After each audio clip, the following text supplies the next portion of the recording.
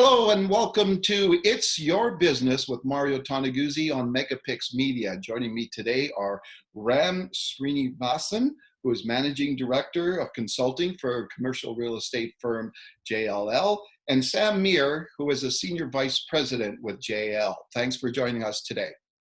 Mario, good to be here. Thank you, Mario, for having us. Well, you know, it's been an interesting time these days with the future of work and the business implications of that with the COVID environment these days. Now, JLL has recently come out with a toolkit to help people or businesses navigate through these times. Can you talk a little bit, first of all, about the origin of the toolkit and the three pillars behind it? Sure. Look, it's no secret that the pandemic has had a tremendous impact on every walk of life. It's touched every individual in a distinct way. Businesses that were already dealing with disruptive forces like technology, artificial intelligence, have suddenly had to deal with this accelerated future of work scenario. 2020, in many ways, has been this litmus test for people. And at some times, it's almost felt chaotic. But in this chaos lies opportunity.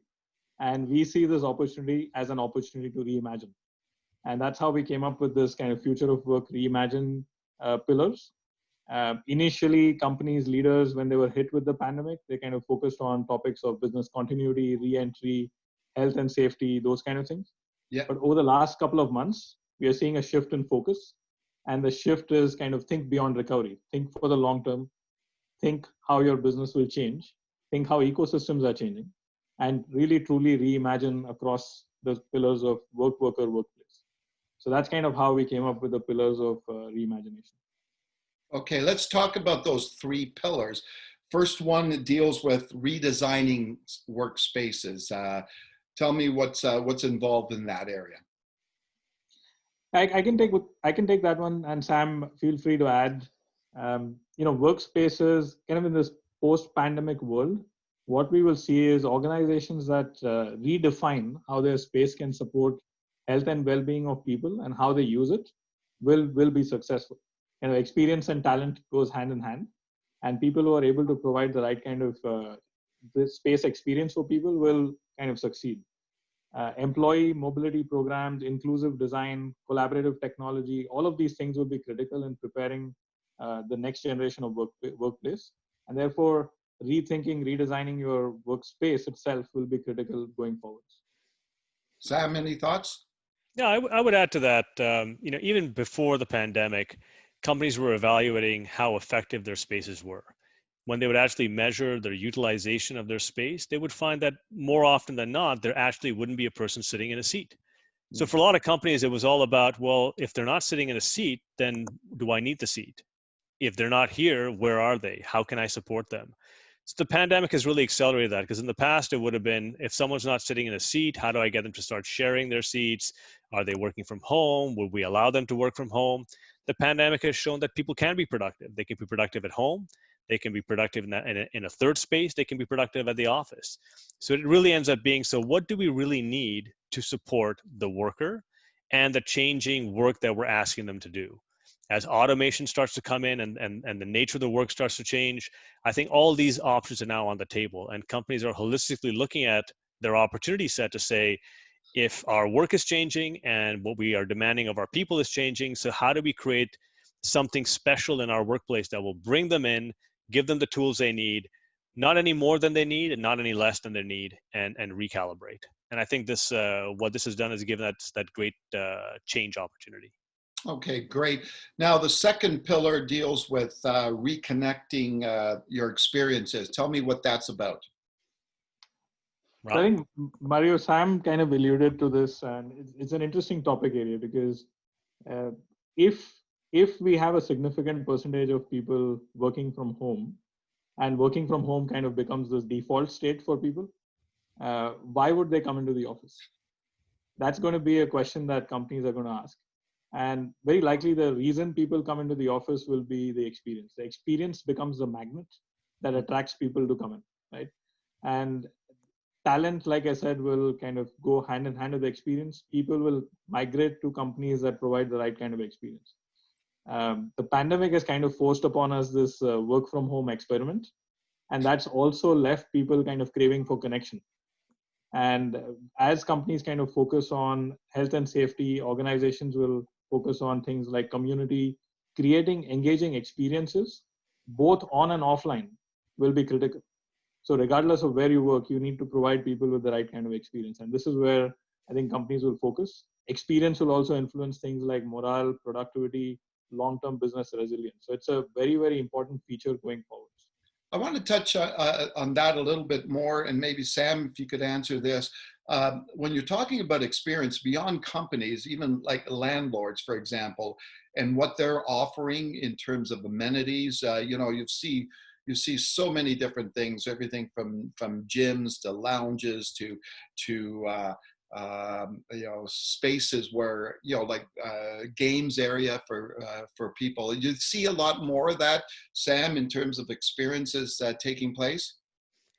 It definitely was the case, and if you look at markets where the fight for labor and the fight for talent is even stronger, landlords have been taking it on themselves to deliver amenity spaces, deliver experiences, specialty social clubs, bars, restaurants, to differentiate themselves amongst the opportunity set that's available. The more they can provide, the less their tenants will have to provide within their own spaces as well. The more they distinguish their brand. And if you start to think about, the evolution of what it means to be a brand and how people are willing to pay for a brand versus not pay for a brand, I think a lot of people have for a while been saying this is going to be all about how you can help empower employees to make great choices, give them those choices, give them the tools available to them, and create a brand for a landlord, create a brand for a tenant and a user and an employer. So I think increasingly it's going to end up being, because this war for talent is not going away. But if it's an environment COVID has taught us, we don't need to all necessarily be in the office to be productive. What's stopping a tech company from, basically getting rid of their local population and going someplace else? Is because at the end of the day, we're human.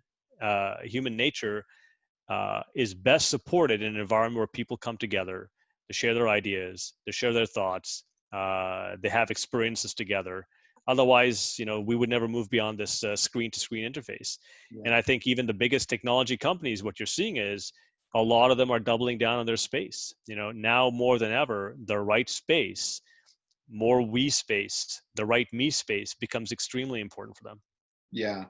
Now, the third pillar is, looking at people that obviously the landlords that have property, repositioning their portfolio. Can you talk a little bit about that and why that's important? I can begin, and Sam, feel free adding here. I think if we look at the landlord side of the market, Mario, it's kind of the supply side, and the supply side is influenced heavily by obviously how occupiers and the demand side of the equation works. So the demand side of this equation is kind of shifting. Like I said, businesses are evaluating the worker and workplace. And as work becomes more agile and distributed, as the worker becomes more agile and distributed, portfolios will need to be more agile and distributed as well. So therefore, landlords or space owners will need to kind of consider this flexibility element that businesses are being challenged with. If businesses are challenged to be more and more nimble, we cannot kind of entrap them in a real estate lease, right? So how do you kind of unshackle the lease handcuffs, if you will? That's something that companies will need to consider and think. Is this a new trend? It's not. It's something that was in vogue pre-pandemic. People were craving for flexibility. Rise of co-working space was kind of a signal towards that. And we are seeing that things like productivity, talent attraction, employee retention, these are elements that will kind of influence flexibility requirements for business. So landlords will be challenged in this space for sure. Okay, Sam?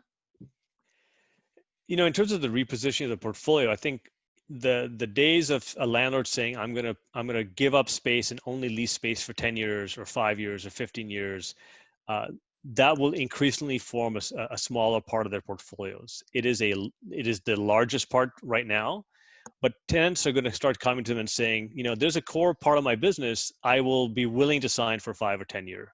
Mm-hmm. Then there's a part of my business I'll be willing to sign for 2 to 3 years. And then there's a part that I'll only do for about a year at a time. And there'll be stuff that I might do it project by project. So the question becomes, when I want to support my employees, I have to support them with a physical environment that's built. So who builds that environment? Who pays for it? Who does the capital spend? Is it the tenant? Is it a third party, like a co-working space or a shared services company, or will it be the landlord? And I think increasingly people are starting to play in each other's spots. So the landlords will start to build out spaces and saying, I will build out a couple of shelves for you. I will offer it to the market. It will be at a higher rental rate than it was before because now it's all built out. And we can tweak and we can customize a few things for you. But now I'm willing to do 6-month deals. There will be a marriage between the tenant demand for this type of space and the landlord offering that comes up with a couple of other different ideas for the portfolios. So I think, increasingly landlords are going to be looking at this as being, we need to be nimble. We need to understand that the client for our space has changed and is changing. And if we don't deliver some of these innovative solutions to them, they're going to find it someplace else. Okay, thanks for joining us today, gentlemen. Thank you. Thanks, Mario. Thanks for having us. Okay, that has been Ram Srinivasan, who is Managing Director of Consulting with JLL, and Sam Meer, a Senior Vice President with JLL as well. This has been It's Your Business with Mario Toneguzzi on Megapix Media. Thanks for joining us today.